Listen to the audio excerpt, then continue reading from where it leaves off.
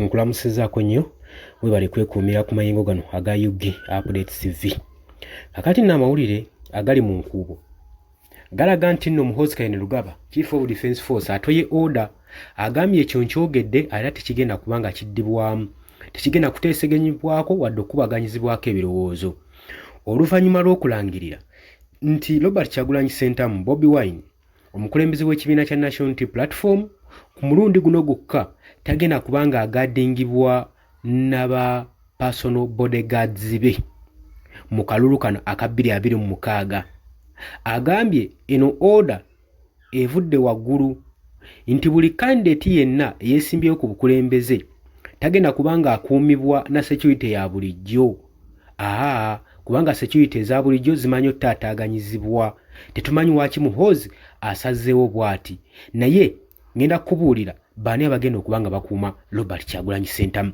Oli ku UG Updates TV kosinziro banga otuuliriza webale kwekumira ku mayengo gano. Weena tanatuyunga kumutegeeza nti kira wansi waliwo ekigambo subscribe kikoneko ojja kubanga osobola bulungi otwegattako. Abali emitala w'amayanja, abali ku kyeyo, abali mu diaspora mbatumiddeko nnyo mwebale kwekumira ku UG Updates TV.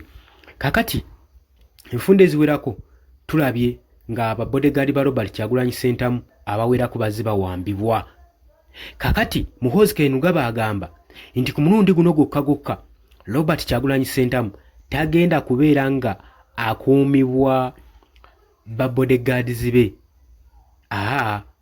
Wabula aba SFC be bagenda okubeera in charge okuprotectinga n'okukuuma omukulembeze w'ekibiina kya National Unity Platform Robert Kyagulanyi Ssentamu.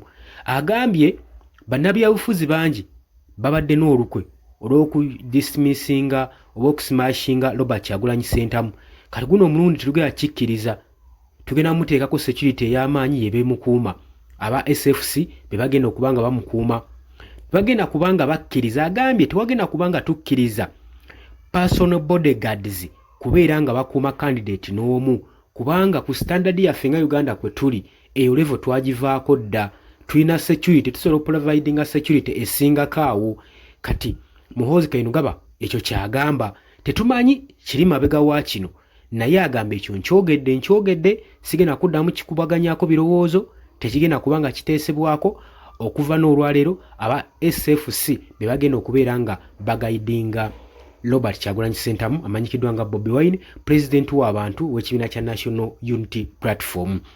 Jjukira nti enfunda eziwerako tulabye nga akalulu kano kagenda maaso n'okubanga kengera. Ba bodyguard ba Robert Kyagulanyi Ssentamu bazze bawambibwa omu ku omu nga tetumanyi lukwe luli oba nga tetumanyi kyama kiri mu kino lwaki bawambibwa. Babasuubiramu information paka ne kakati tebanabajjamu information gye baagala kuteebwa kubanga bamu bakyaliyo tebannateebwa. Kakati kiraze nti emabega bulijjo banoonya okumuggyako ba bodyguards be bonna bo basobola okufuna omwaganya okumuprovidingira security nga bwe bakyagala. Jjukira ku mulundi guli mu kalulu ka 2021 akaaliwo akayise bamuwa security naye nga tebalina kibasobola kukolawo mu buvuyo obwaliwo, ng'agenda maaso n'okubanga alumbibwa Robert Kyagulanyi Ssentamu ku kampeyini ye. Bano ba bodyguard baaliwo nga bifaananyi, tewali kye bayinza kukola kubanga bojjukira baleetebwa wano nga order eri from above, naye wandibeerawo olukwe lw'okwagala ocompromisinga security ya Robert Kyagulanyi Ssentamu ne safety ye. Lwaki mulabewo aba providingira security? Gwe kye kintu tokyebuuzaako era tokyeraliikirira. Avuddeyo n'agamba aba SFC be bagenda okubeera nga bagaidinga Robert Kyagulanyi Ssentamu omukulembeze wa National Unity Platform. Si yekka, agambye ne ba presidential candidates abalala bonna aba SFC be bagenda okubeera nga providinga security gye bali. Agambye ba candidates abalala aba MPs, police yejja okubanga ekola ku security yaabwe. Police yejja providinga security ku ba MPs, ba member wa parliament. Kakati ekibiina kya National Unity Platform tekinaba kubanga kivaayo kwanukula ku nsonga eno ddala oba kinakkiriza oba bagenda kubaako n'okwemulugunya ku nsonga eno kubanga bo jjukira tebannabasabako ku security.